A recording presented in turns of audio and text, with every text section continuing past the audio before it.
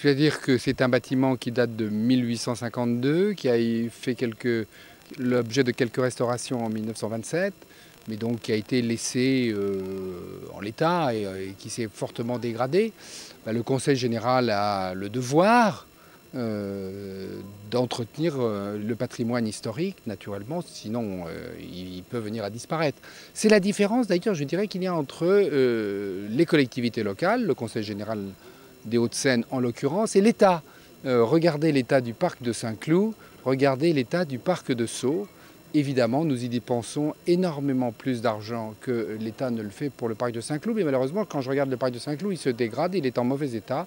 Le parc de Sceaux fait ma fierté. En plus, nous avons eu l'occasion de faire travailler des entreprises spécialisées dans la restauration des monuments historiques, détenteurs de métiers spécialisés et qui font partie d'une culture ancienne de notre pays.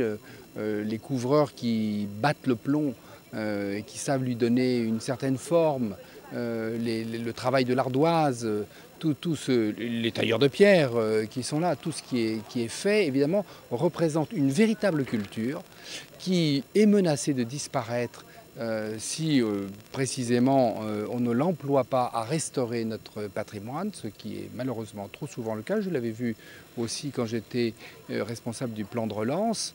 Nous avions consacré 100 millions à la restauration des monuments historiques. Et bien là, le Conseil général fait son devoir, simplement son devoir, mais comme il y a finalement si peu de gens qui le font, et encore une fois à commencer par l'État, hélas, j'en suis fier.